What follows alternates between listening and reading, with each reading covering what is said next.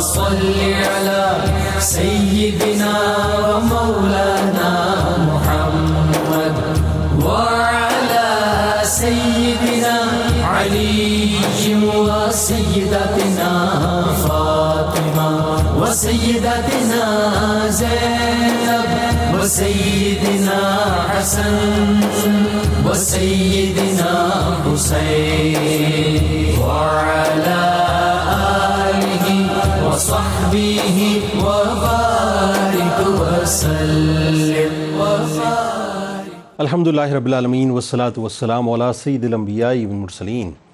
اللہم صلی علی سیدنا و مولانا محمد وعلی آلہ واصحابہ وبارک وسلم وصلی علیہ.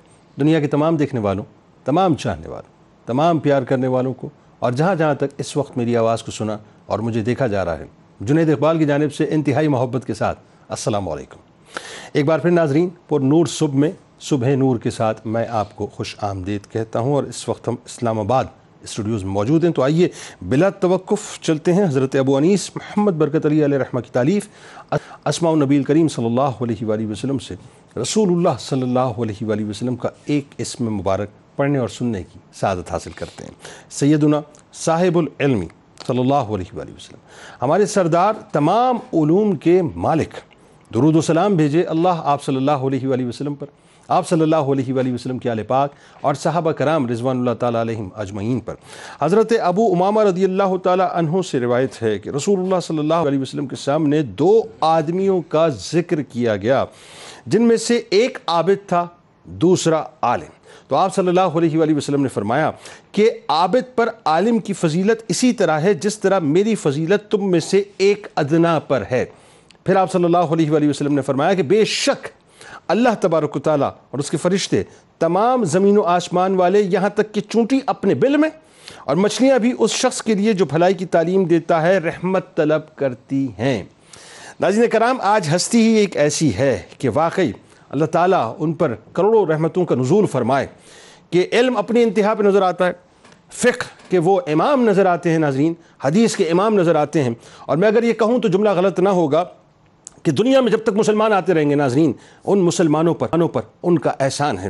دنیا انہیں نعمان بن ثابت المعروف امام اعظم امام ابو حنیفہ رحمۃ اللہ علیہ کے نام سے جانتی ہے. اور آج ناظرین ہم بنیادی طور پر ان کی بارگاہ میں ہدیہ تہنیت پیش کریں گے. یعنی یوں کہیے کہ آج بس امام کی بارگاہ میں یہ عرض کریں گے کہ امام، ہم آپ سے پیار کرتے ہیں، محبت کرتے ہیں، عشق کرتے ہیں، ہم آپ کے مطیع ہیں، ہم آپ کے فرما بردار ہیں.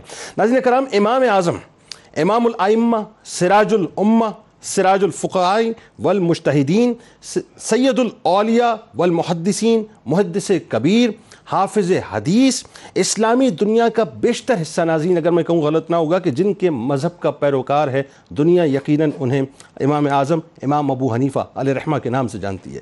امام اعظم امام ابو حنیفہ علیہ رحمہ نے تقریباً 4000 مشائخ سے علم حاصل کیا. ناظرین یہ ایک ایسی بات ہے جس کو سن کے عقل تسلیم نہیں کرتی، لیکن ایسا تاریخ بتاتی ہے کہ ایسا ہی ہوا کہ 4000 شیوخ سے آپ نے استفادہ کیا. آپ رحمۃ اللہ علیہ کا قول ہے کہ میں نے کوفہ و بصرہ کا کوئی ایسا محدث نہیں چھوڑا جس سے میں نے علمی استفادہ نہ کیا ہو.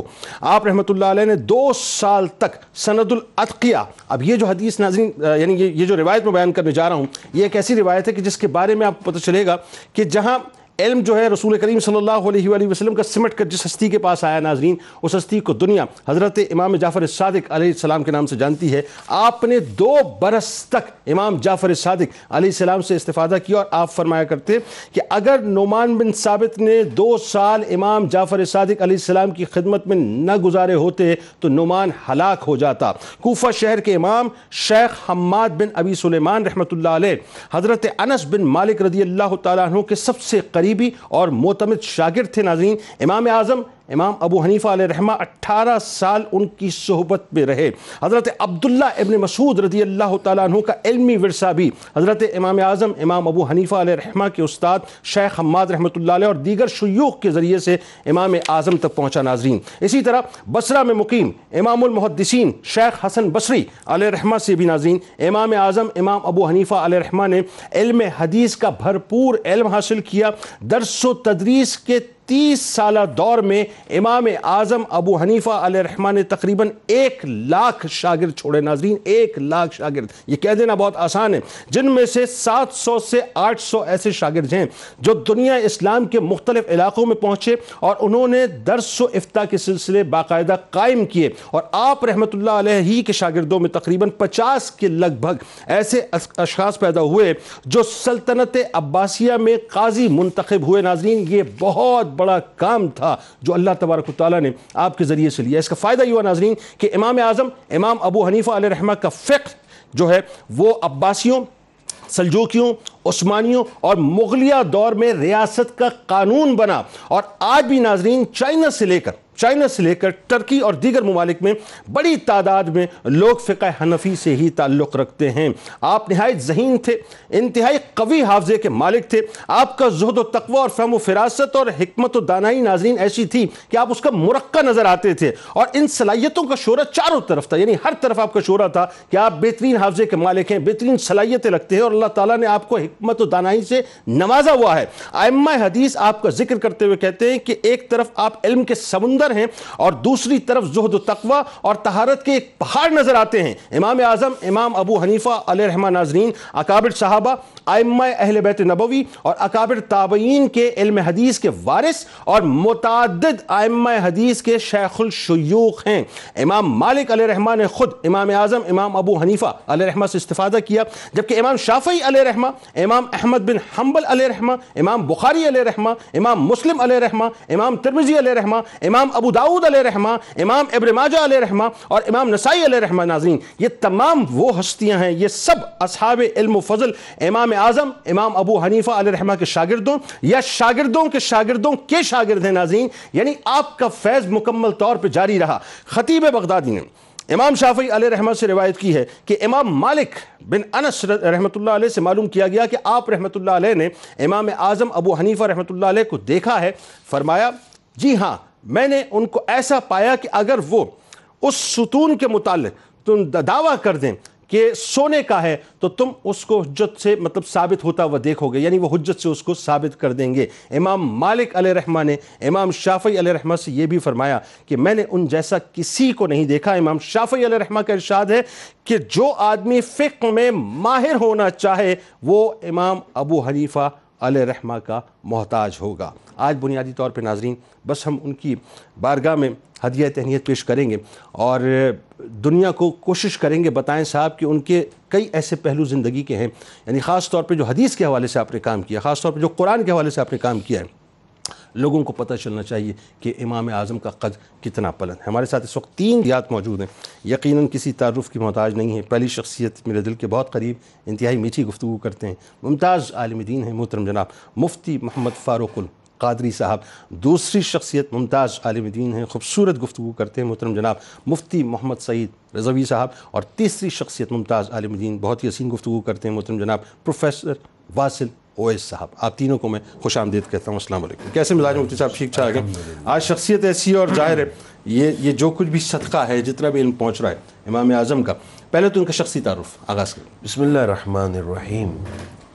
چشم فلک نے ایسا انسان اور ایسا عالم صحابہ کرام کے بعد کبھی نہیں دیکھا، جن کے بارے میں متعدد احادیث بشارات کے طور پر موجود ہیں، اللہ، جن کو نہ صرف ہم زمانہ معاصر اہل علم شخصیات بلکہ آج تک کے ہر فن کے ماہرین نے خراج عقیدت پیش کیا، حضرت امام اعظم ابو حنیفہ۔ ان کے تعارف کے لیے یہ لفظ کہہ دینا ہی کافی ہے کہ پوری امت آپ کو امام اعظم کہتی ہے۔ اللہ، یہ اکیلا لفظ ہی تمام تحقیقات پر بھاری ہے، اللہ، اور یہ شرف بھی صرف آپ کا ہی حصہ ہے، کسی اور کو اس امت میں امام اعظم نہیں کہا گیا۔ حضرت امام اعظم کے جو آباء و اجداد تھے یہ فارس کے رہنے والے تھے۔ آپ کے دادا جو زوتا تھے ان کا حضرت علی رضی اللہ تعالیٰ عنہ سے قریبی تعلق تھا۔ جناب مولا کائنات ان پر بڑے مہربان اور شفیق تھے، سبحان، ان کی ظاہری اور باطنی تربیت کرتے تھے، سبحان، اور انہوں نے مولا علی سے درخواست بھی کی تھی کہ میری نسل کے لیے دعا فرمائے. واہ سبحان اللہ. تو آپ یہ کہہ سکتے ہیں کہ حضرت مولا کائنات کی دعا کا فیضان اگر مجسم صورت میں دیکھنا ہے تو امام اعظم ابو حنیفہ. سبحان اللہ سبحان. دوسرے لفظوں میں ہم یہ بھی کہہ سکتے ہیں کہ امام اعظم ابو حنیفہ اہل بیت کا فیضان ہے. اللہ. یہی وجہ ہے کہ امام اعظم خود سراپا محب اہل بیت تھے، عقیدت مند اہل بیت تھے اور مؤدب اہل بیت تھے. سبحان اللہ. اس کی متعدد مثالیں ہیں جو ہم بعد میں کوٹ کریں گے. تو امام اعظم کے والد گرامی حضرت نعمان ہیں، وہ بھی کوفہ میں امام اعظم کی سرپرستی فرماتے رہے. تو امام اعظم ابو حنیفہ چونکہ اسلام میں ہی پیدا ہوئے تو ابتدائی سے جب وہ صحابہ اکرام علیہم رضوان کا دور تھا، خود امام اعظم 80 ہجری میں جب پیدا ہوئے تو اس وقت 22 صحابہ اکرام موجود تھے جن کی امام اعظم نے زیارت بھی کی. ان میں سے 8 صحابہ اکرام سے آپ نے باقاعدہ روایات بھی نقل فرمائیں. یہ شرف ہے. چاروں جو ہمارے بڑے امام ہیں ان میں امام اعظم ہیں جو صرف تابعی ہیں جنہوں نے صحابہ کی زیارت. یہی وجہ ہے کہ امام اعظم ابو حنیفہ رحمہ اللہ کی ایسی روایات بھی ہیں جو جس میں آپ کے اور رحمت عالمین صلی اللہ علیہ وسلم کے درمیان صرف ایک واسطہ ہوتا ہے روایت حدیث میں. اللہ. یعنی امام اعظم کہتے ہیں میں نے صحابی سے سنا اور صحابی کہتے ہیں میں نے رسول اللہ سے سنا. اللہ. یہ اتنا بڑا شرف ہے کہ ساری دنیا اور اس کی نعمتیں اس کے آگے وہ حیثیت نہیں رکھتی. اللہ. اور امام بخاری رحمۃ اللہ علیہ کی میں ضمناً بات کر دوں، امام بخاری رحمۃ اللہ علیہ نے اپنی صحیح بخاری میں 22 روایات نقل کی ہیں جو ثلاثیات ہیں. یعنی امام بخاری کے اور حضور صلی اللہ علیہ وآلہ وسلم کے درمیان 3 راویوں کا واسطہ ہوتا ہے. اور ان 22 میں سے 8 روایات حضرت امام بخاری نے اپنے استاد حضرت مکی بن ابراہیم سے نقل کی، اور امام مکی بن ابراہیم یہ امام اعظم ابو حنیفہ کے شاگرد ہیں. تو اس طرح وہ جو 8 ثلاثیات ہیں وہ بھی امام اعظم ابو حنیفہ کا ہی فیضان ہے جو امام بخاری کے پاس پہنچے. ٹھیک، مطلب بات آگے بڑھاتے ہیں. جی. امام اعظم علیہ رحمہ کا جو یعنی یوں کہیے کہ حصول علم آپ نے کیسے کیا، اس بارے میں تھوڑا سا بتائیے. بسم اللہ الرحمن الرحیم. سیدنا امام اعظم ابو حنیفہ رضی اللہ تعالیٰ عنہ کا ابتدائی جو دور ہے اس میں آپ تجارت کی طرف مائل تھے. آغاز میں آپ نے علم دین شروع نہیں کیا پڑھنا. جو روایتی قرآن پاک کی تعلیم و تربیت تھی وہ تو تھی، باقاعدہ آپ نے شروع تھوڑا دیر سے کیا. اس کی وجہ یہ تھی کہ آپ تجارت کرتے تھے، خاندانی طور پر تاجر تھے اور آپ کا پیشہ بھی تجارت تھا، اس وجہ سے بازار میں آنا جانا ہوتا تھا. سیدنا امام اعظم ابو حنیفہ رضی اللہ تعالیٰ عنہ خود فرماتے ہیں کہ میری زندگی میں 3 عورتوں کا بڑا کردار ہے. ایک عورت نے میرے ساتھ دھوکہ کیا، ایک نے مجھے فقیہ بنا دیا اور ایک نے مجھے زاہد بنا دیا. اللہ. اس کی تفصیل یہ ہے کہ آپ فرماتے ہیں کہ میں بازار سے گزر رہا تھا تو ایک عورت نے گری ہوئی ایک چیز کی طرف مجھے اشارہ کیا، تو میں سمجھا کہ شاید یہ خاتون گونگی ہے، بول نہیں سکتی اور یہ چیز اس کی گر گئی ہے، تو میں اس کو اٹھا کے پکڑا دیتا ہوں. کہتے ہیں جب میں نے اس کو اٹھایا اس نے کہا کہ اب اس کو پکڑے رکھو، جب اس کا مالک مل جائے تو اس کو دے دینا. یعنی وہ گری ہوئی چیز تھی تو اب شرعی حکم یہ ہے کہ جس کو ملے وہ اس کا مالک تلاش کر کے اس تک پہنچائے. تو اس خاتون نے یہ کیا کہ خود مالک ڈھونڈنے کی بجائے امام صاحب کے کھاتے میں ڈال دیا اس کو. دوسرا وہ فرماتے ہیں کہ جس عورت نے مجھے فقیہ بنایا کہ آپ شروع میں علم الکلام کی طرف متوجہ ہوئے. ٹھیک ہے. آپ نے اس کو پڑھا، اس میں ید طولہ حاصل کیا، پھر آپ اس میں مناظرے کرتے تھے باطل فرقوں کے ساتھ. تو آپ فرماتے ہیں کہ اسی وقت حضرت امام حماد بن ابی سلیمان کا حلقہ بھی لگتا تھا اور میں بھی ایک جگہ پہ بیٹھتا تھا. ایک خاتون میرے پاس آئی اور اس نے مجھے کہا کہ ایک مسئلہ پوچھنا ہے طلاق کے بارے میں. تو آپ نے فرمایا کہ ایسا کرو کہ امام حماد کے پاس جاؤ، ان سے مسئلہ پوچھو، جو وہ جواب دیں گے وہ مجھے بھی بتانا آگے.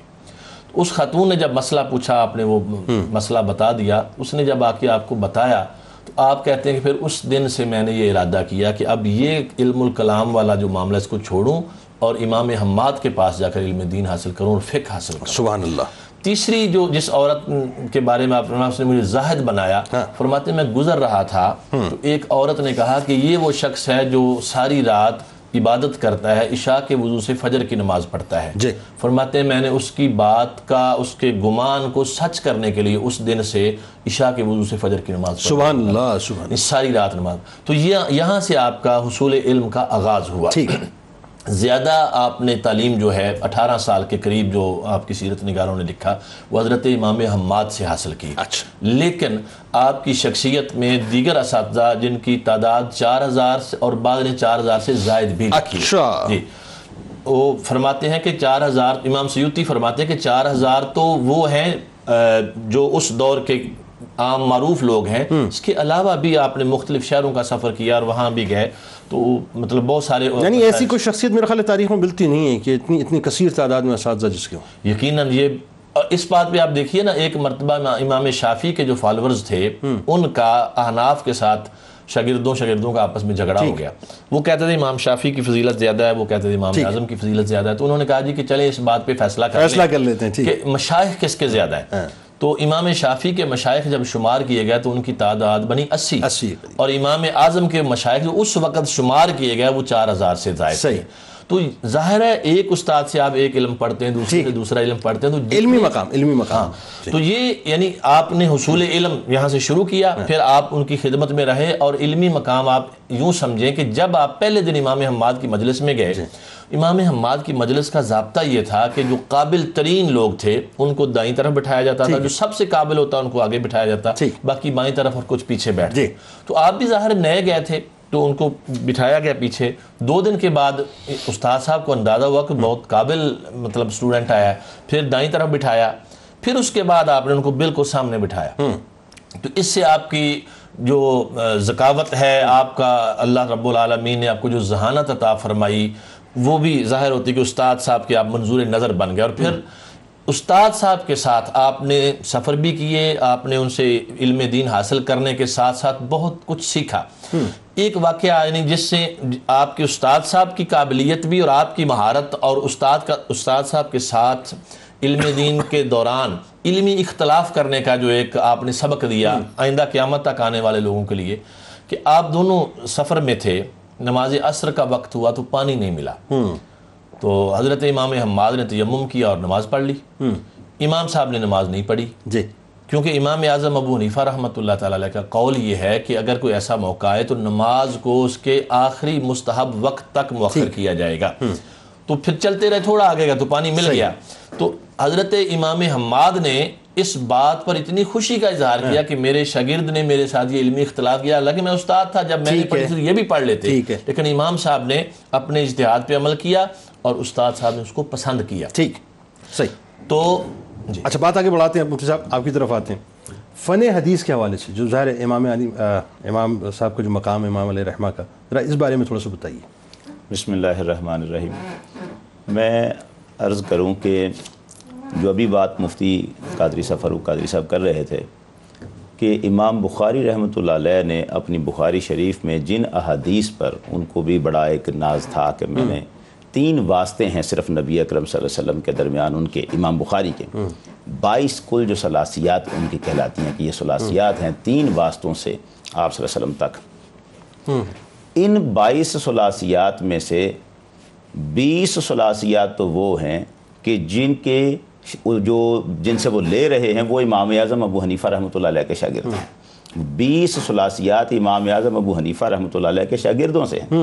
اب حدیث میں جو معاملہ ہے مکی بن ابراہیم کی جو حیثیت بتائی گئی، تو مکی بن ابراہیم خود یہ بتاتے ہیں، یہ امام بخاری رحمۃ اللہ علیہ کے بڑے پائے کے یعنی شیخ ہیں، تو مکی بن ابراہیم چونکہ وہ شاگرد ہیں امام اعظم ابو حنیفہ رحمۃ اللہ علیہ کے، وہ یہ فرماتے ہیں کہ اپنے زمانے کے سارے اماموں سے عظیم ترین امام ابو حنیفہ رحمۃ اللہ علیہ، اللہ اکبر، جو خود محدث ہیں امام مکی بن ابراہیم، وہ امام اعظم ابو حنیفہ رحمۃ اللہ علیہ کے بارے میں یہ فرما رہے ہیں۔ اب امام اعظم ابو حنیفہ رحمۃ اللہ علیہ کی 16 احادیث وہ ہیں جو احادیات کہلاتی ہیں، جن میں نبی اکرم صلی اللہ علیہ وسلم اور آپ کے درمیان صرف ایک صحابی کا واسطہ ہے۔ ان میں سے ہی وہ جو عبداللہ بن حارث رضی اللہ تعالیٰ عنہ کی روایت خود امام اعظم ابو حنیفہ رحمۃ اللہ علیہ لیتے ہیں کہ عبداللہ بن حارث رضی اللہ تعالیٰ عنہ، یا آپ 16 سال کی عمر میں مکہ مکرمہ گئے تو وہاں ملاقات ہوئی عبداللہ بن حارث رضی اللہ تعالیٰ عنہ سے۔ اب وہاں کی وہ حدیث جو وہ مجلس میں بیٹھ کے بیان کر رہے تھے تو امام اعظم ابو حنیفہ رحمۃ اللہ علیہ اس کے راوی کہ میں نے عبداللہ بن حارث سے سنا، وہ یہ کہہ رہے تھے من تفقہ فی دین اللہ کفاہ اللہ مہمہ ورزقہ من حیث لا یحتسب۔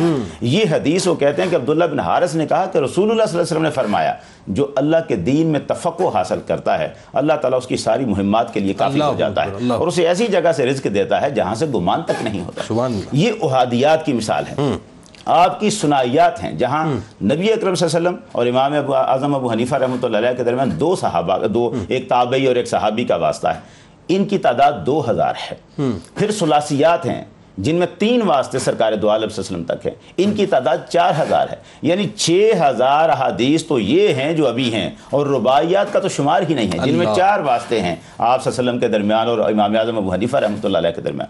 تو حدیث میں اتنا بڑا جو ذخیرہ ہمارے پاس ہے، کل مسانید، میں ایک عرض کروں یہاں عام طور پر ایک بات کہی جاتی ہے کہ امام اعظم ابو حنیفہ رحمۃ اللہ علیہ آپ کو شاید 17 احادیث، یہ ایک بڑا بہتان اور الزام بھی لگ جاتا ہے آپ پر، 17 احادیث کا علم تھا، اس سے زیادہ نہیں تھا۔ بات یہ ہے، یہ اصل میں تھوڑی سی کتابت کی غلطی ہوئی ہے۔ اصل میں امام اعظم ابو حنیفہ رحمۃ اللہ علیہ کی مسانید کی تعداد 17 تھی، وہ جو مسانید ہیں ان کی تعداد 17 تھی، اور 17 یا 17 جہاں لکھا گیا، آگے جہاں مسانید لکھنا تھا وہاں غلطی سے یا کسی کی شرارت سے وہاں پر حدیث کا لفظ آ گیا۔ ایکچولی تھا یہ کہ وہ 17 مسانید تھیں جو کتابت کی غلطی سے 17 حدیث، یعنی ایسی غلطی کہ صدیوں پہ محیط ہو گئی، صدیوں پر محیط ہو گئی۔ ایسی بھی امام بخاری رحمۃ اللہ علیہ کی بخاری شریف میں بھی بعض ایسے نکات ہیں جہاں الفاظ حروف گرنے سے بہت سارے مسائل پیدا ہوئے۔ اب یہ لیکن اتنا بڑا کام جب آپ کا حدیث کے حوالے سے ہے، حدیث کے حوالے سے، شخصیت کے حوالے سے جو اس طرح سے نمایاں کیوں نہیں کیا جاتا؟ یہی تو ایک مسئلہ بن گیا، کیونکہ امام اعظم ابو حنیفہ رحمۃ اللہ علیہ کے حاسدین بھی تو اسی حساب سے پیدا ہو گئے، جس اعتبار سے آپ کا علمی مقام تھا اسی اعتبار سے ان کے حاسدین۔ اب یہاں پر امام ابو یوسف رحمۃ اللہ علیہ جو ان کے شاگرد ہیں ان کو تو قاضی القضات بنا دیا گیا اور ان کو مانا جاتا ہے کہ حدیث کے بہت بڑے عالم۔ یہی امام ابو یوسف رحمۃ اللہ علیہ امام اعظم ابو حنیفہ رحمۃ اللہ علیہ کے بارے میں فرماتے ہیں ما رأیت احدا اعلم بتفسیر الحدیث والنواظر والنکت التي فيها من الفقہ من ابی حنیفہ رحمۃ اللہ علیہ۔ وہ کہتے ہیں کہ میں نے حدیث کے علم کی جو تفسیر ہے، حدیث کی جو تفسیر ہے، اس تفسیر کو بیان کرنے والا ابو حنیفہ سے بڑا کوئی بندہ دیکھا ہی نہیں۔ بے شک، اور بلکہ قاضی القضاء کی آفر تو آپ کو بھی ہوئی تھی، آپ کو ٹھکرا دیا تھا نا، آپ نے ٹھکرا دیا تھا، اور وہی بعد میں جا کے جو ہے وہ عباسیوں کو جو کھل گئی تھی۔ بہرحال اب اس میں فن حدیث کے حوالے سے تھوڑی سی بات ہوئی، اس میں مفتی صاحب آپ ذرا بتائیے کہ فقہ میں جو امام صاحب کا مقام ہے، یعنی حدیث پہ اگر آپ تھوڑا سا مزید کلام کرنا چاہیں لیکن ساتھ ساتھ فقہ میں جو آپ کا مقام اس پہ ذرا کلام فرمائیں۔ فن حدیث میں امام اعظم ابو حنیفہ کی شخصیت اتنی بڑی ہے کہ اگر میں یہ جملہ کہوں تو تحقیق کی روح سے قطعاً غلط نہیں ہو سکتا کہ امام اعظم کے بعد کے تمام ائمہ حدیث ہی کیوں نہ ہو، ان کا بھی بلا واسطہ یا بالواسطہ استفادہ امام اعظم ابو حنیفہ سے سبحان اللہ، ہے۔ کیا بات ہے، جو یعنی آنا یہی پڑے گا، آنا یہی وہ دروازہ ہے جس سے گزر کر اس سے آگے جایا جاتا ہے۔ دوسری بات یہ ہے، امام اعظم کی حدیث کے اندر قابلیت اور نظر کی دقت اور گہرائی پر سب سے بین دلیل یہ ہے کہ امام اعظم سے مروی 5 لاکھ مسائل میں سے کوئی مسئلہ بھی حدیث کے خلاف نہیں ہے۔ سبحان اللہ، کیا بات ہے۔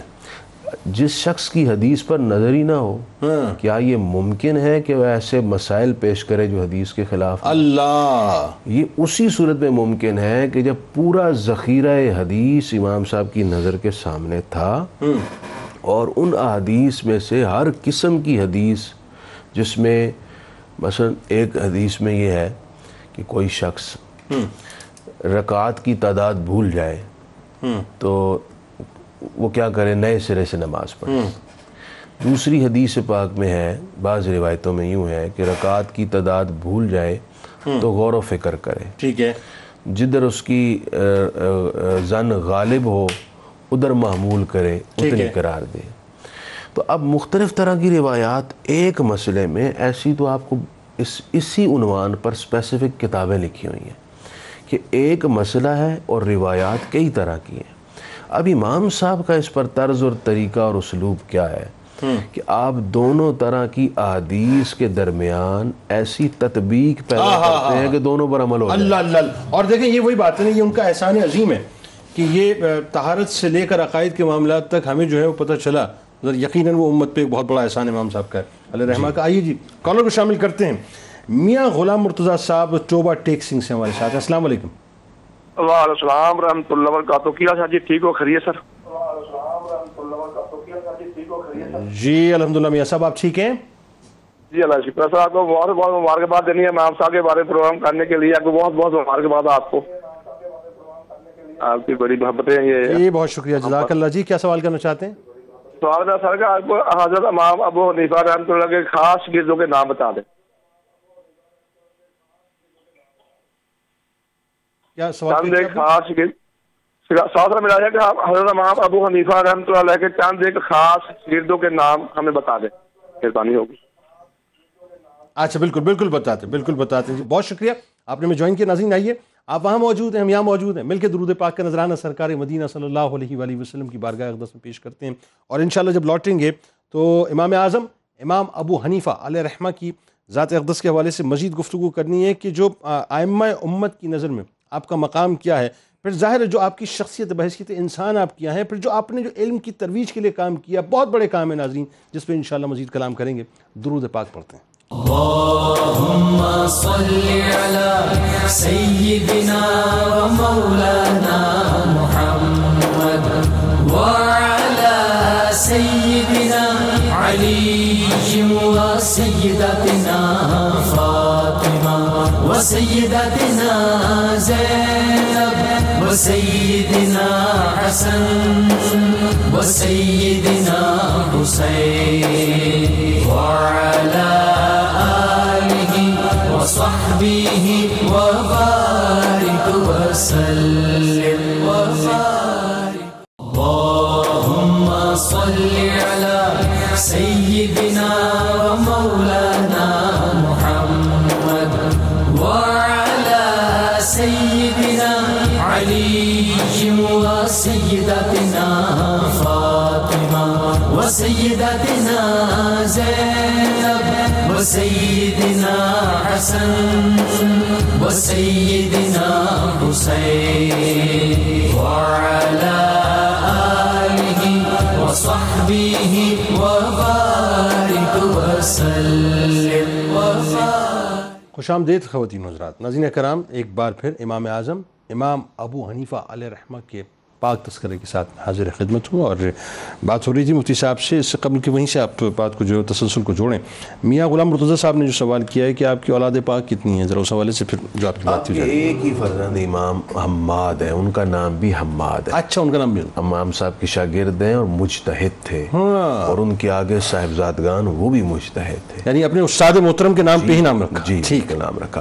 امام صاحب کی علم حدیث پر بات ہو رہی تھی, میں اس میں یہ بھی عرض کر دوں, امام صاحب رحمہ اللہ نے 40,000 احادیث میں سے انتخاب کر کے کتاب الآثار لکھی. اللہ. اس میں یہ کہا جا سکتا ہے کہ امام بخاری کو تو 6 لاکھ احادیث یاد تھیں, تو عرض یہ ہے کہ وہ بالتکرار تھیں. یعنی ایک حدیث ہے نا, اس کو سننے والے 100 لوگ ہیں, تو اس کو کہہ دیا جاتا ہے کہ یہ 100 حدیثیں ہیں, کیونکہ ہر حدیث کی سند مختلف ہو گئی. اچھا.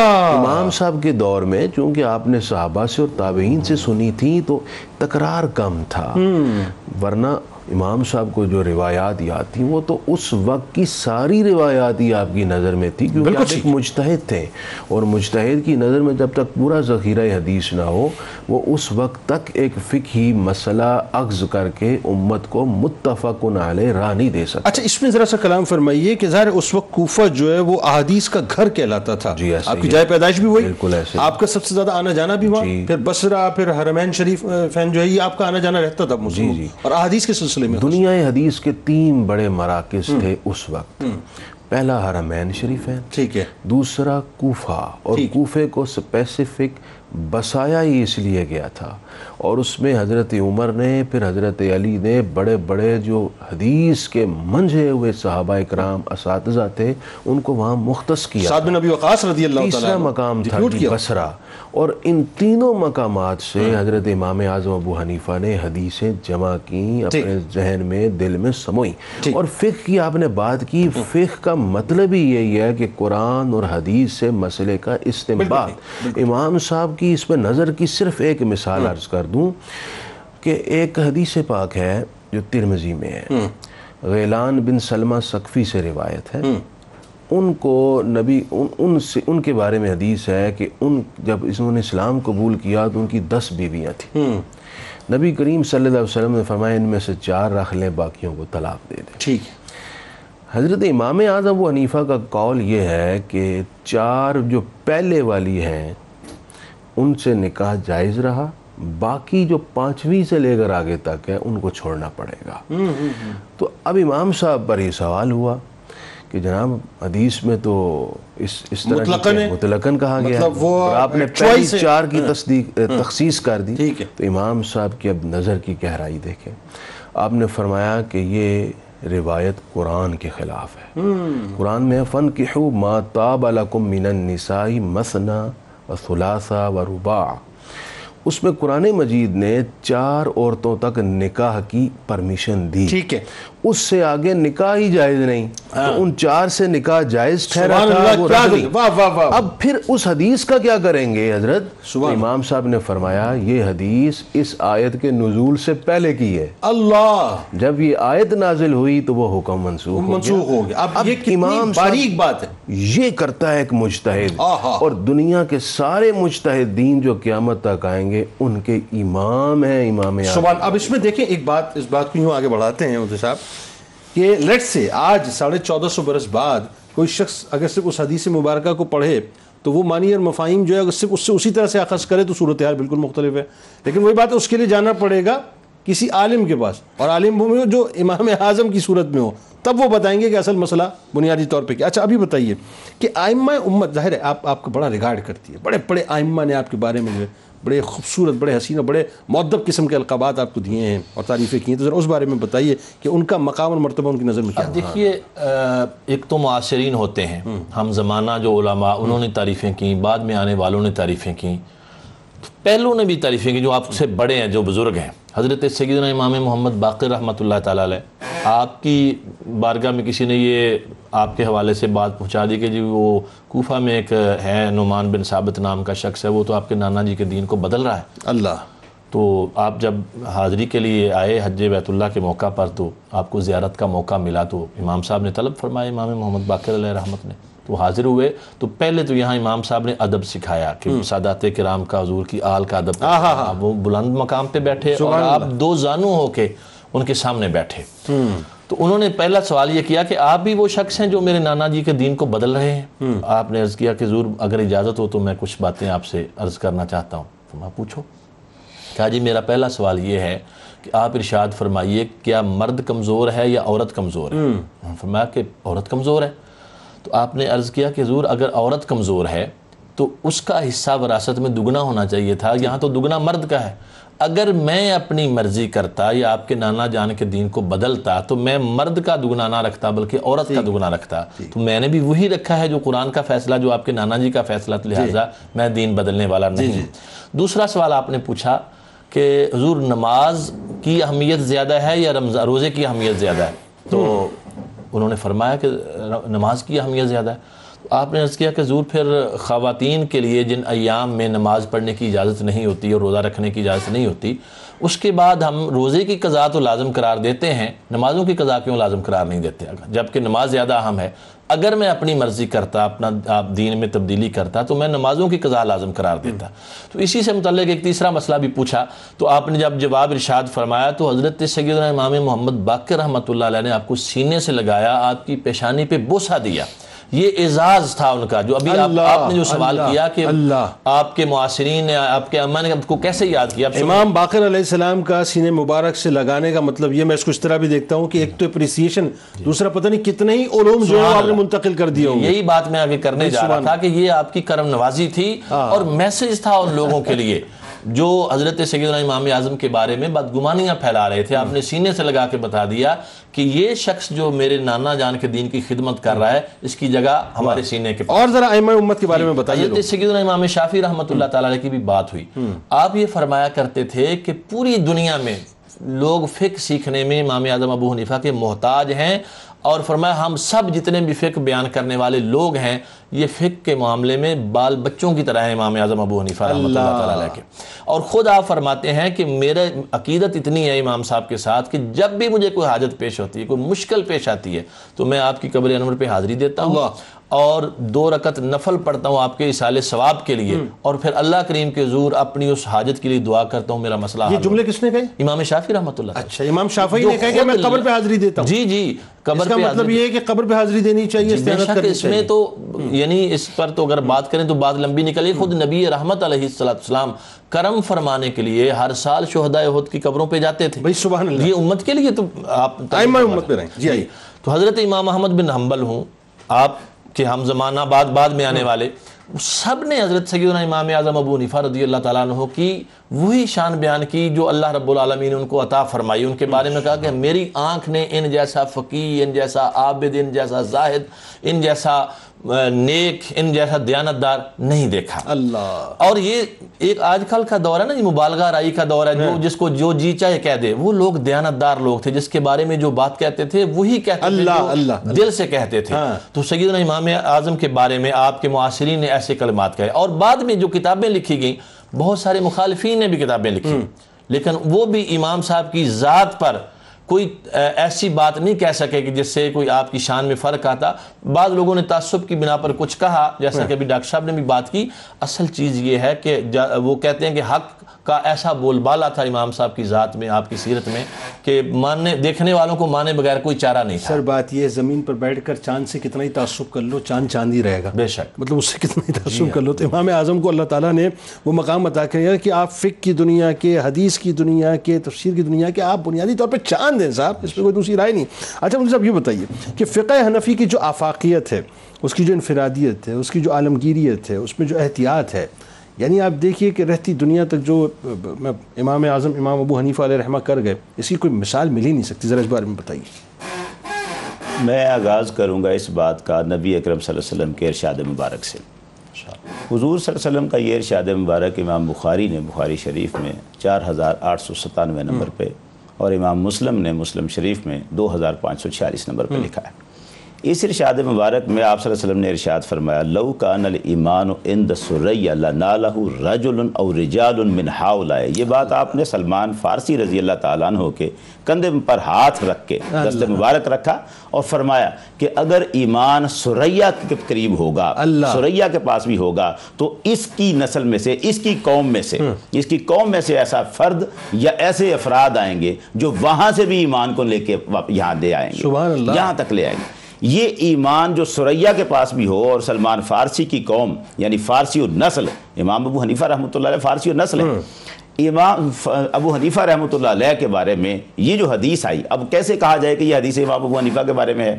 علامہ جلال الدین سیوطی رحمۃ اللہ علیہ وہ کہتے ہیں کہ سلمان فارسی کی قوم جو فارسی النسل ہوں گے، ان میں کوئی بندہ اس معیار پہ آئے ہی نہیں پورا جس معیار پہ امام ابو حنیفہ کھڑے. سبحان اللہ، ماشاء اللہ. جو فارسی النسل تھے، ایمان کو ثریا کے مقام سے لے کے نیچے آئے ہیں. امام مسلم نے اس روایت میں جو لفظ لگائے تھے وہ تھے لو کان الدین عند ثریا، یعنی سرکار کے فرمان میں ایمان تھا، اور وہاں پر مسلم شریف میں لفظ ہیں لو کان الدین عند ثریا، دین اگر ثریا کے پاس ہوگا. لیکن علامہ ان کے بھی الفاظ ہیں. میں عرض کرنے لگا، علامہ علامہ ابن حزم نے اصول الاحکام جو کتاب ہے جلد نمبر 2 صفحہ نمبر 299 پر انہوں نے اس میں اندر یہ روایت لکھی ہے لو کان العلم عند ثریا، کہ حضور نے فرمایا اگر علم ثریا کے پاس، اب ان تینوں چیزوں کو جمع کر لیں، ایمان، دین اور علم، یہ اگر ثریا کے پاس بھی ہو، علامہ جلال الدین سیوطی اکیلے نہیں ہیں اس بات میں، ان کے شاگرد محمد بن یوسف دمشقی یہ کہتے ہیں، وہ کہتے ہیں کہ ہمارے جو شیخ ہیں سیوطی ما جزم بہی شیخنا، انہوں نے جس بات پر فیصلہ دیا ہے نا کہ ان ابا حنیفہ هو المراد من هذا الحدیث ظاہر لا شک فیہ، وہ کہتے ہیں کہ انہوں نے جو کہا ہے نا کہ ابو حنیفہ ہی اس حدیث کی مراد ہیں، یہ بالکل ظاہر بات ہے، اس میں شک کی کوئی نہیں۔ اللہ اب جو شخص اس معیار پہ کھڑا ہے کہ وہ ایمان کو، دین کو، علم کو ثریا سے لے کے آتا ہے، اس کی قابلیت کتنی ہوگی، اور پھر جب وہ اپنی معاملات کرے گا، مسائل کو اخذ کرے گا، لوگوں کو بتائے گا، تو ان کا تو پوری دنیا میں پھیل جانا ویسے ہی ایک معاملہ ہے۔ اب جہاں تک تعلق ہے احتیاط کا اور پھیلاؤ کا، جس کے پاس ایمان زیادہ، جس کے پاس دین کی فہم زیادہ، جس کے پاس علم زیادہ، جو ثریا سے لے کے آیا ہے، ظاہر ہے وہ احتیاط بھی پوری کی پوری کرے گا کہ کہاں کوئی معاملہ ایسا نہ ہو جائے جہاں دنیا پھسل جائے۔ یہ وہ جو مشہور مثال تھی کہ آپ جا رہے تھے اور کیچڑ میں کسی کو پھسلتے بچے کو دیکھا تو اسے کہا بیٹا ذرا سنبھل، اس نے کہا جناب مجھے نہ کہیں، میری خیر ہے، میں اگر پھسلوں گا تو صرف میں پھسلوں گا، آپ ذرا قدم احتیاط سے رکھیے گا، اگر آپ پھسلے تو پھر اللہ اکبر، اللہ اکبر، پیچھے امت پھسل سکتی ہے۔ یعنی یہ تو ایسے جملے ہیں کہ رہتی دنیا تک ہے۔ اب امام اعظم ابو حنیفہ رحمۃ اللہ علیہ نے ہر قدم احتیاط سے رکھا، اسی لیے جب وہ حدیثیں بھی لیتے ہیں جن سے وہ مسائل اخذ کرتے ہیں تو ان میں بھی وہ شرائط ہیں جو ہمیں دوسرے ائمہ کے پاس نہیں ملتی، انتہائی احتیاط کے ساتھ، کہ اگر حضور سید عالم صلی اللہ علیہ وسلم کا فرمان بھی لینا ہے تو اس میں انہوں نے معیار رکھا ہے کہ اگر کسی روایت کو ایک صحابی سے صرف ایک ہی بندہ روایت کر رہا ہے تو وہ کہتے ہیں کہ نہیں، ایک سے زیادہ راوی ہونے چاہیے۔ پھر اگر صحابہ اکرام کے عمل کے خلاف کہیں کوئی روایت آ رہی ہے تو اس روایت کو نہیں لیتے، صحابی کا عمل لیں گے۔ یعنی آپ کی روایت میں ایک اور بات کا جو خاص احتیاط تھی کہ اہل بیت کی محبت بھی قائم رہے اور وہ جو تقدس ہے صحابہ کا وہ بھی قائم رہے۔ اچھا پھر ایک اور چیز بتائیے نا ذرا، بہت مختصر اس پہ کامنٹ فرمائیے کہ یہ بھی تو آپ پہ ایلیگیشن لگا کہ صاحب آپ 100 سال 200 سال بعد کی جو مطلب معاملات ہیں اس پہ کلام فرما رہے ہیں۔ فقہ تقدیری، ہم اسے کہتے ہیں فقہ تقدیری۔ یہ جنید بھائی سب سے پہلے یوں سمجھیں کہ ایک بات یہ ہے کہ ہم یہ کہتے ہیں کہ فقہ کا مدون اول امام اعظم ابو حنیفہ ہے، یعنی فقہ تو موجود ہے، وہ تو حدیث میں، لیکن اس کی تدوین کرنا، اس کی ابواب بندی کرنا، یہ کام تو امام اعظم ابو حنیفہ رحمۃ اللہ علیہ نے کیا۔ لیکن اس کے ساتھ جو فقہ تقدیری ہے، مسائل کو فرض کرنا کہ اگر ایسا ہو جائے تو پھر کیا صورت ہوگا، اگر ایسا ہو جائے، یہ کام تو وہ ہے جس کی بنیاد ہی امام اعظم ابو حنیفہ رحمۃ اللہ علیہ۔ اب دیکھیے اتنا ڈیپتھ میں جا کے، اور ایک پہلو ذرا اور ذرا اب تھوڑا سا اس بات کو براڈر کینوس پہ اس طرح سے لیتے ہیں کہ ظاہر ہے ایز عالم، ایز فقی، ایز محدث جو آپ کا کردار ہے وہ تو رہتی دنیا میں ایک روشن چاند کی طرح رہے گا، اس میں کوئی دوسری رائے ہو ہی نہیں سکتی۔ اچھا اب بحیثیت مجموعی اگر ایک انسان کی ہم بات کریں، آپ تاجر بھی تھے، ظاہر ہے آپ کی فیکٹری تھی، مگر میں کہوں کہ غلط نہ ہوا، کپڑا بنانے کی فیکٹری آپ کی تھی، وہ ایک واقعہ کہ آپ کا لاٹ تیار ہوا کپڑے کا، آپ نے ایک بندے کو کہا کہ جا کے اس کو فروخت کر کے آ جاؤ، اور اس کا عیب بتا کے بیچنا، وہ بھول گیا، غلطی کر گیا، واپس آیا، اس نے بتایا کہ جی یہ رقم ہے، آپ نے پوچھا عیب بتایا تھا؟ اس نے نہیں بتایا تھا، آپ نے فرمایا پھر یہ رقم ہم پہ حلال نہیں ہے، آپ نے اٹھا کے جو اللہ کی راہ میں خرچ کر دی۔ تو بحیثیت انسان بھی تو بتائیے کہ کیا آپ کے کردار تھا؟ بڑے غیر معمولی انسان تھے، اور سیرت رسول کا عملی جو تصور اور شکل ہے وہ امام اعظم ابو حنیفہ تھے۔ وہی انسان ایک کامل انسان ہوتا ہے جو رسول کی سیرت کو اپنے اوپر اپلائی کر لیتا ہے، کیونکہ سب سے کامل انسان وہ ہیں جو ان کی عادات، اطوار، اخلاق، زندگی گزارنے کے سلیقے ہیں وہ اپنانا ہی کمال ہے۔ امام اعظم دیکھیں بحیثیت انسان رحم دل تھے، مقروضوں کو قرض معاف کرتے، جو مقروض قرض دینے کی صلاحیت نہیں رکھتا آپ اس کو جا کر پیسے دیتے، وہ اپنا قرض اتار دیتے، غلاموں کو خرید کر آزاد کرتے، اپنے جو دکان پر خریدنے کے لیے لوگ آتے ان کو ہمیشہ جو فرماتے وہی کرتے، اپنا پروفٹ کم کر لیتے لیکن اس شخص کی تکلیف کا خیال کرتے ہوئے اس کی حاجت پوری کرتے۔